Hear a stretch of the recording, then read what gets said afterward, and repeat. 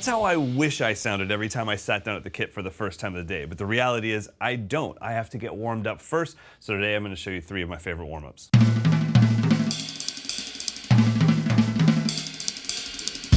YouTubers, what is up? I hope you guys are doing absolutely fantastic. Now, throughout the course of a year, I normally do about 10 to 15 drum clinics and then about 2 or 3 drum festivals.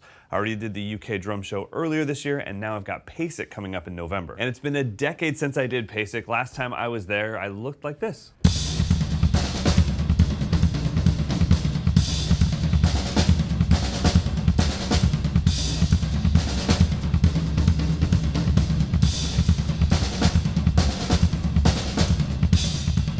Basically the exact same outfit because I'm a child and I never grow up. And in clinic or festival situations like that, you want to be as relaxed as possible because you're already on a foreign drum set. There's a crowd of drummers watching you. There's a bunch of other professional drummers on the festival with you.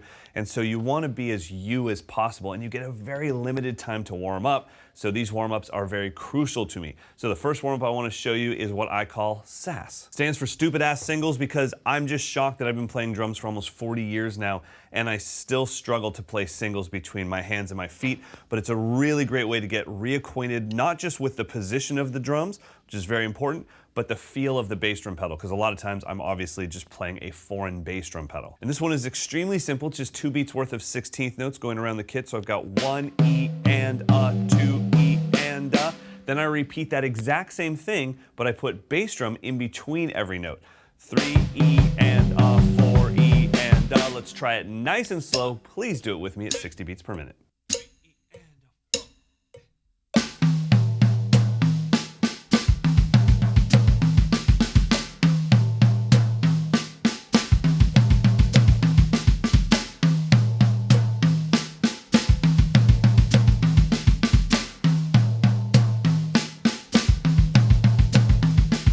It is so incredibly difficult to keep those notes equidistant and evenly spaced, especially at those slower tempos. Now, goal tempo on this one is 80 BPM. Doesn't sound that fast, but remember, the second half of the bar is 30-second notes. Let's give it a shot.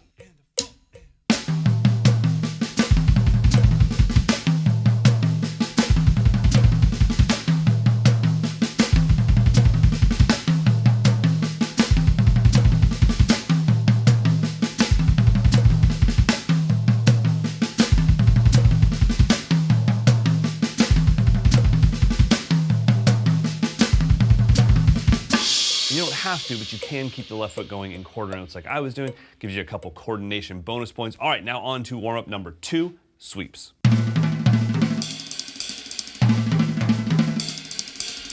Now, each one of these warm-ups serves a specific purpose for me. And like I mentioned, when it's either a clinic or especially a drum festival, you have very limited time to use the drum set before it's time to perform. So I want to use the most efficient warm-ups to get me comfortable on the drum set. The sweeps one is all about placement of toms. If I'm hitting rims during the sweeps, I know that I've got to adjust my drums a little bit. If I'm catching the hi-hat on the sweep, on the way down, or missing the ride, my left side ride on the way down, then I know I've got to adjust my drum set. So this one is really a warm-up for placement. Although my goal tempo on this is pretty fast, it's not, the speed isn't necessary. It's really about being fluid on the instrument during this exercise. The entire thing is double strokes. Your left hand never moves. It's always on the snare drum. So you're sweeping from the floor tom to the snare. Right, right, left, left. Then down from the rack tom. Rack, snare, left, left. So just that alone.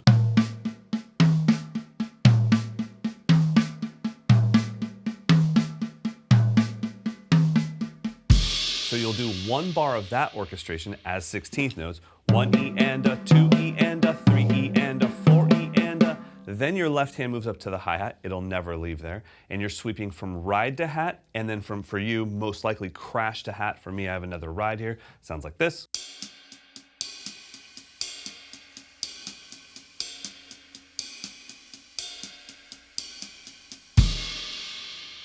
That was a wimpy crash. All right, now let's put that whole thing together nice and slow, 60 beats per minute.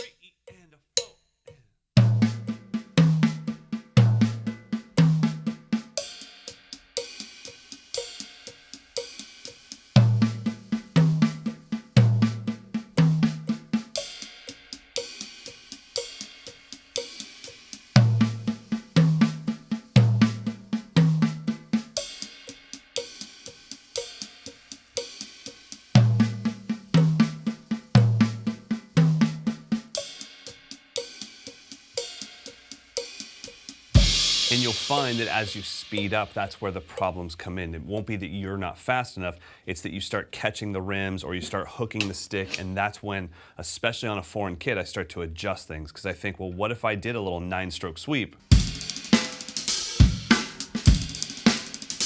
There's nothing more embarrassing than trying to go for that and then you hook the stick and it flies out of your hand. So that's why this exercise is so important to me. Now, goal tempo on this one is 200 BPM as 16th notes. I'm gonna put my metronome at 100 and play it as 32nd notes.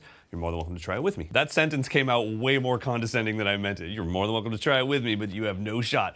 You can build up to this, absolutely. I used to not be able to do it, then I practiced, then I could. I'm gonna play it at 100. If it's too fast for you, fine. If you're 10 times faster than me and you played at 1,000, that's great too.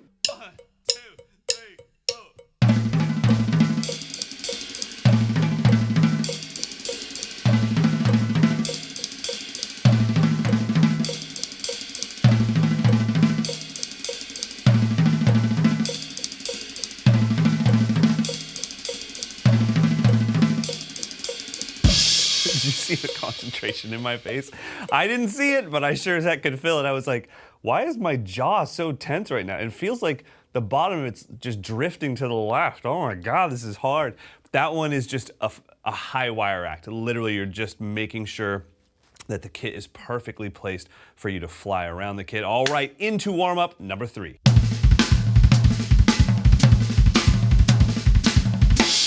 Now this one serves a dual purpose. I always like my floor tom and my snare drum to be at the same exact height, same angles, and basically the same distance from the bass drum, so that whatever I play here, I should be able to just kind of move my hips and play right in the middle of the drum.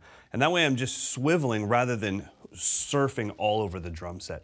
So this one is very simple. This was one of my very, I wouldn't say first, but early YouTube lessons, which is just paradiddle-diddle between hand and foot.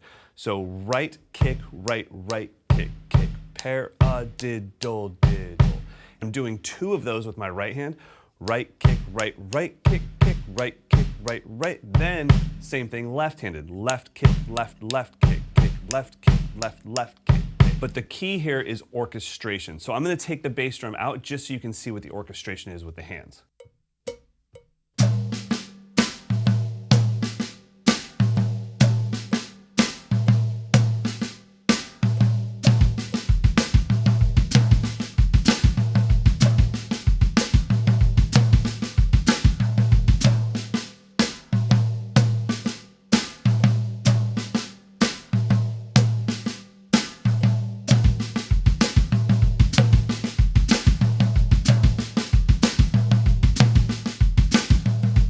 I love this warm-up because it reminds me of how comfortable I am right-hand lead. I go, and then I go to left hand, and I go, skank-a-tong, pang-pa-tang. So that just gives me that inspiration to keep practicing left-hand lead. The other thing is, like I said, if I'm hitting rims or if I'm missing the sweet spot of the drum, then I start to adjust the placements of the drums because I know they're not quite right. It just really helps me get familiar with the drum set, but most importantly, it helps because of the speed, especially once we get up to 110 BPM. It really helps me get used to the pedal. I don't really adjust pedals, because when I show up to a drum clinic or a festival, it's Shooter McGavin style. I just play it as it lies. I just go like, oh, okay, that's a little tighter than normal, but I don't adjust it. I just do warm-ups like this and wait for my foot to get used to the pedal. Now, like I mentioned, goal tempo on this one is 110 BPM as 16th note triplets. So was that on 4 the whole freaking time? You gotta be kidding me.